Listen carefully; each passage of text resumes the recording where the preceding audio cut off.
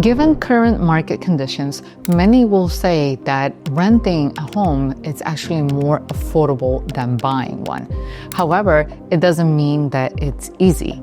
Did you know that the average home currently spends about 29.9% of its income just so they could afford to pay the rent? Today, we're going to review a Zillow report about the rental market. If you happen to be in the market looking for rentals, you might want to pay attention to this. And if you happen to be a real estate investor and you want to know what to do next with your rental portfolio, this is also a report that you should be paying attention to.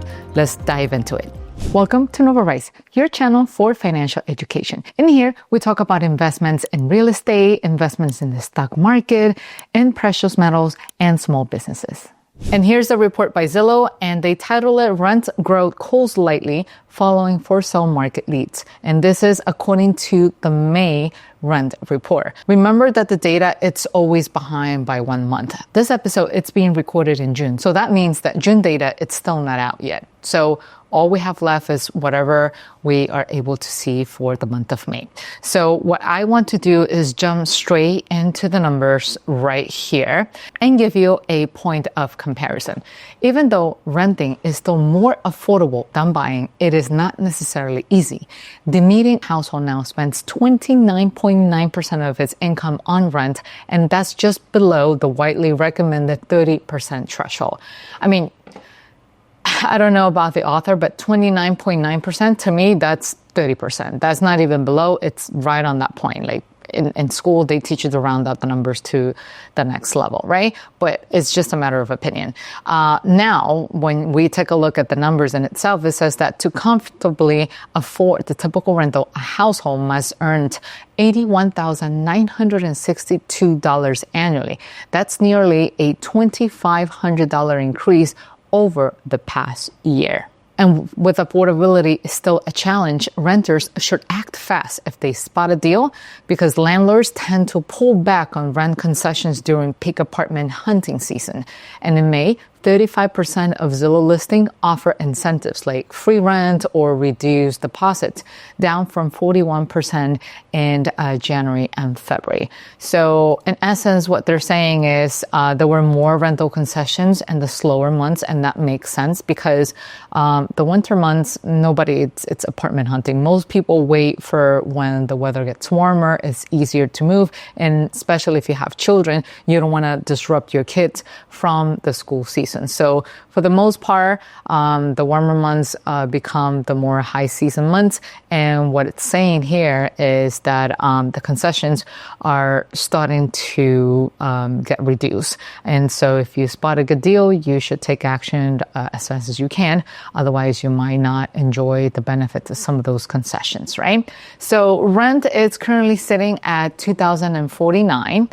And in terms of affordability, this is what we're sitting at right now. And from what we see, that number hasn't really come down since 2021. That percentage peaked right during the pandemic. And it looks like, although it has slowed down a little, it just sort of like peaked back up to the same rate.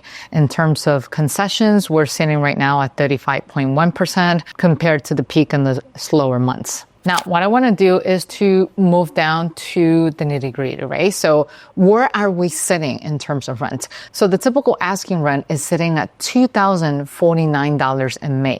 That's up 0.4% month over month. And the pre-pandemic average month over month change for this year is 0.7. So there's kind of like sitting there, not much of an increase or a decrease.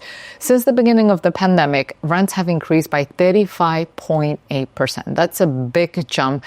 And depending on where you are, it could be positive if you happen to own a rental portfolio, or not so positive if you happen to be a renter. Now, if we look at the rents today compared to last year, they're up 3.2%. And there are certain metro areas where we've seen a decrease in rent, and that's in Tampa, Phoenix, and New Orleans. However, remember that real estate is very localized. So there are some other markets and where you're seeing an increase in rent. In fact, 47 out of the 50 largest metro areas are seeing an increase in rent. And they are at their highest in Cleveland, Chicago, Providence, Columbus, and Indianapolis. So that's on average. Let's pay attention at single family rents. If you happen to own single family rentals, or if you're planning or currently renting single family homes, this is what you should expect to see in terms of numbers. So the typical asking rent for single family homes is sitting at $2,296 in May. That's an increase of 0.3% month over month. And since the beginning of the pandemic, single family rents have increased 43.2%. That's a very big jump, a very nice increase for those who are owning single family homes as part of their rental portfolio. And if you're renting, this next bullet is for you. Single family rents are now up 3.8% last year. So if your lease is coming due anytime soon, then expect to see an increase around that range, unless you are able to negotiate with your landlord and maybe keep the rental rate at the current rate. And moreover, single-family rents are falling on a monthly basis in 3 major metro areas, and that it's in LA, Cleveland, and Tampa. However, like I said, there are other markets who do better than others, and the ones that are having the highest rent increase is Indianapolis, Cleveland, Providence, Kansas City, and Chicago. Now, let's move over to multifamily rentals, right? Let's see how the numbers look over there. So the typical asking rent for multifamily homes is $1,875 in May. This is per unit. So if you have a duplex, that will be $1,875 times 2. And then if you have a triplex, times 3. And then you have a fourplex, then it will be times 4, right? And so that's a 0.4 month over month increase. And since the beginning of the pandemic, multifamily rents have increased by 29.3%. Remember that multifamily rents don't go up as high because people will always prefer to rent a single family home as opposed to an apartment, unless you're in areas like in New York and where it is kind of hard to get a hold of that many single family homes in the city. Now, if you were to compare to where multifamily rents are now compared to last year, they're up at 2.6%. Now, regarding the areas and where multifamily rents are falling, that includes Tampa, Phoenix, and New Orleans. And then we have Providence, Chicago, Cleveland, Columbus, and Hartford as the areas where multifamily rents are increasing. In terms of rent concessions, just to reiterate, concessions are basically freebies that you're getting when you're about to sign your lease contract, maybe an extra month, or maybe a reduced deposit, or maybe 50% off your monthly rentals, or I don't know, free cable for the first 3 months or something like that, right? Your landlord will be the one to determine the type of concessions being offered. And according to this report that we see here in Zillow, 35.1% of rentals on Zillow offer concessions in May, and that is a record high for May. Then the share of rental listing offering concessions increased by 0.3 points month over month in May. And if we were to compare that number to last year, we're talking about concessions increasing by 2.1 points from last year. Now, in terms of rent affordability, what does it mean for you? Can you still afford to rent if you're still a renter? And what does it mean for you as an investor? How are your prospects or how are your tenants going to be doing in the future? Can they still afford to live in the property that you're providing them for housing? Let's take a look at this.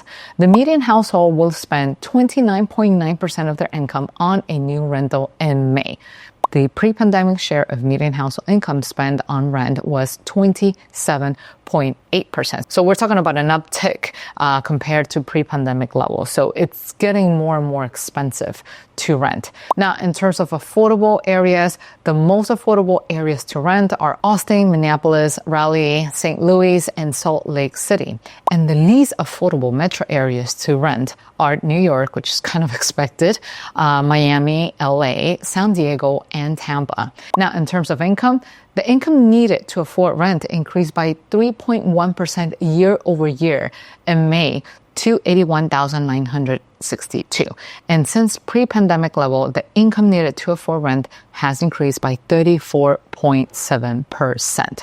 And that's it about the rental market update. If you happen to be a real estate investor evaluating your portfolio and see where to go from here, I suggest you to take a look at this episode that was aired last week that provides you with an update of how the housing market is doing overall. I'll see you in the next video. Take care. Bye-bye.